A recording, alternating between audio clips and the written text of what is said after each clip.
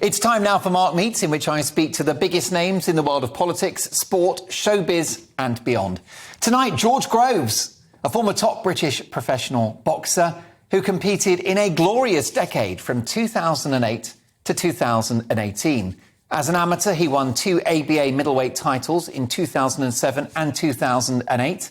As a professional, he's well known for his fierce rivalries with Olympic gold medalist James DeGale and multiple world champion Carl Froch. The latter culminated in a rematch in front of 80,000 people on May the 31st, 2014. That night ended in defeat for George, but he did not give up on his world title dream. On May the 27th, 2017, he finally reached the pinnacle of the sport, winning the WBA World Super Middleweight title in Sheffield. What a night. He also held the British, Commonwealth and European belts, meaning he won everything there was that you could win as a professional boxer. In March 2018, he was ranked as the world's best active super middleweight by the Ring magazine and the Transnational Boxing Rankings Board. This guy is the bee's knees. Brave, talented and hard-working enough to achieve so much in the ring, including famously defeating DeGale, Martin Murray and Chris Eubank Jr., who we interviewed recently on the show. Well, he was also smart enough to get out of the sport at the top, retiring at the age of 30. But has he retired? Really? George Groves, welcome to GB News. Thanks for having me. What an introduction. That was brilliant. Well, look, I'd love to shake your hand, but I think you'll crush it. Oh, maybe I'm a bit heavier now than I used to be. Maybe the hands are a little bit stronger than they used to be, but I very much doubt it, Mark. I very much doubt it. Well, how is your condition? You're out of the sport. Do you still train? Yeah, I do a little bit to keep fit and healthy, as it were, but like nowhere near the routine that it would have been as a professional. So, professional, you're in the gym 6 days a week, twice a day. Ranking up 5-6 hours a day, and then I couldn't even get close now if I tried. So popped down my amateur club and I watched the guys run around the hills. I was there this morning and I hold the pads for them, and I might get down the gym myself. Nothing boxing specific, but just try to keep reasonably healthy. You'll have sparred and trained with many talented boxers. You won titles, others didn't. What was the difference between those that win boxing matches and those that lose them? There's a lot of stuff involved. I mean, there really is. I mean, of course, you've got to have a reasonable amount of talent and athleticism and stuff like that. And then there's the cliches of hard work and dedication that Floyd Mayweather has been pattering on about now for years and years and years. Wanting it enough? Yeah, because there's some tough times. I mean, my story is essentially winning a world title at the 4th attempt. So it's coming back from new rock bottoms each and every time I lost, having that desire, that resilience, really. That I talk about confidence, remaining confident, unwavering self-belief and resilience. So that combined, you keep pushing forward for your target, eyes on the goal, and if you're willing to put the time and put the effort in, you'll get there. So life was telling you, and the game's telling you time and time again, this is not happening. You're just not going to reach the top. So what kept you going? Where did that persistence come from? I'm not quite sure. Because others would have, no pun intended, thrown the towel in, wouldn't they, at that point, after the third loss? Possibly. I mean, I never took a loss well. I don't enjoy losing. I'm stubborn like that. Did anyone tell you, look, mate, pack it in, it's not happening? No one did, and maybe that was a good thing. I'd never, I'd lost, but I'd never been sort of beaten up as such. My first world title loss was kind of controversial. The second one was even winning the fight and then get knocked out, made a mistake. And then the third attempt, it was really close, could have gone either way. So I was always within touching distance. I talk about trying to climb Everest and getting 15 feet from the top, thinking you've climbed Everest, but in fact you haven't. So you're loitering around there, freezing to death. Yeah.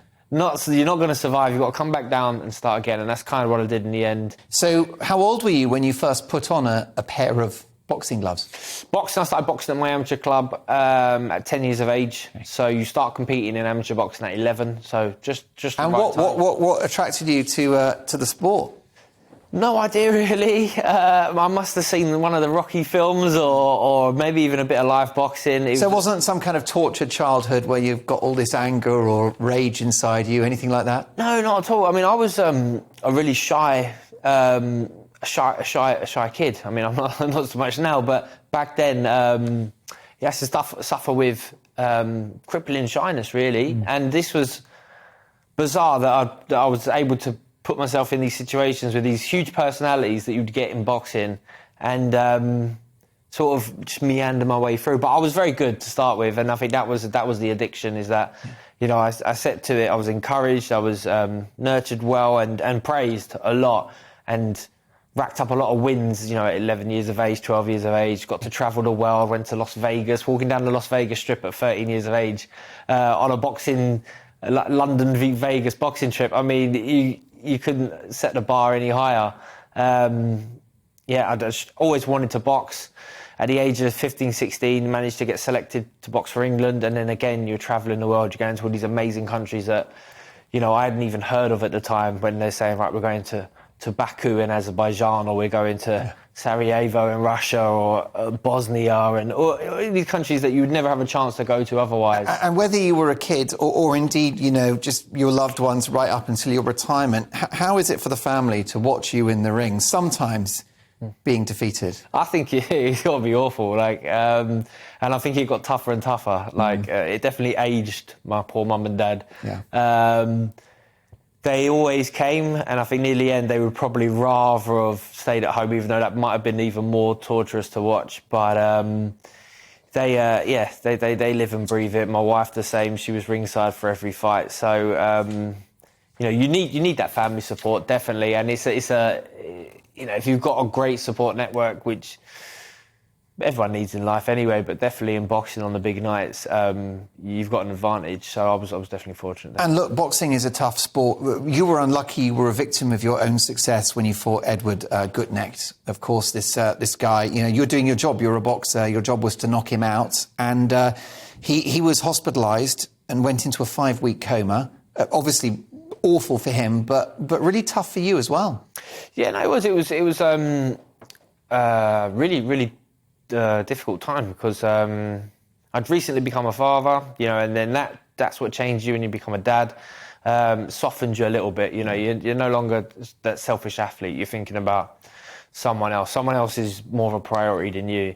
And Eddie came over from Germany. It was just a keep busy fight before my world title fight. The man's got 3 kids waiting for him to come home.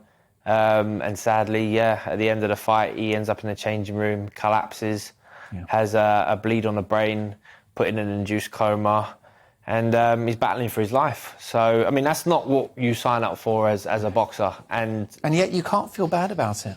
Yeah, you try not to. You try not to. It's, you know, I got support from his family, from his wife and from his sister and the people that take care of him, that never held me accountable, that they know it's sport, they know these things happen.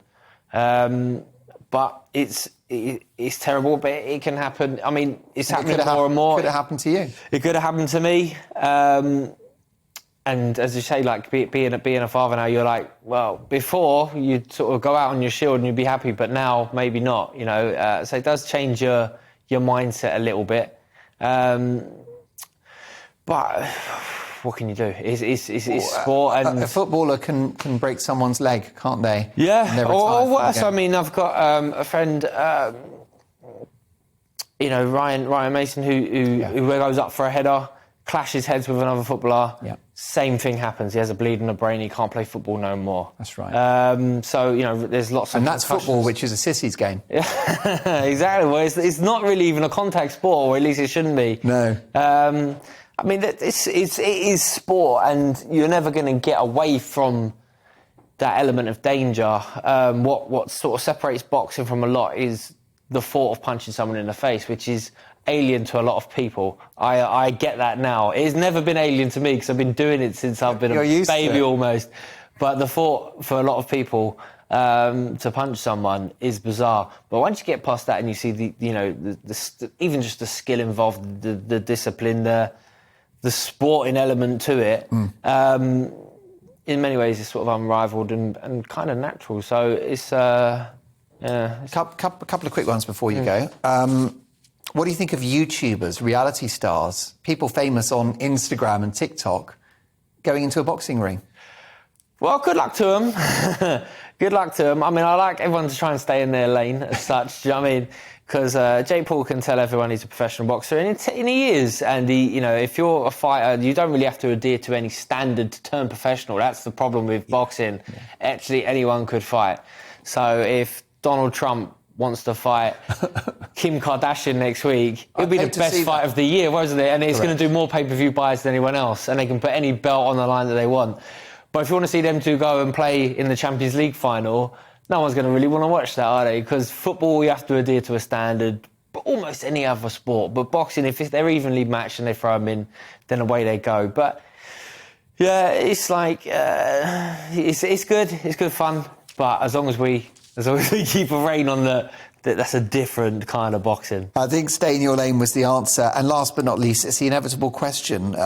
Fury says he's retired. Boxers always seem to make comebacks. Any chance of tempting you back into the ring? Not quite yet. Never say never. Never say never. I still walk around with my chest up saying I've still got it. I'm only 34 years of age. I come back. And you must miss it.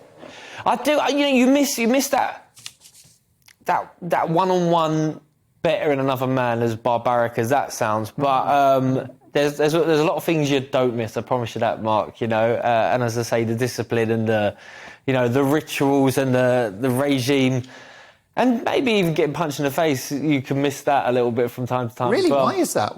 Who knows? It's a strange... I suppose it's a bit like when a smoker lights up a cigarette. It's the ritual of it, right? Yeah. Getting punched is part of the thing that you love to do.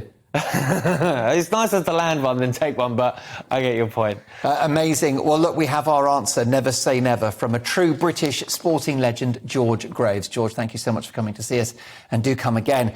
Lots more to come in the news agenda. Should society do more to encourage marriage? That's next. Plus the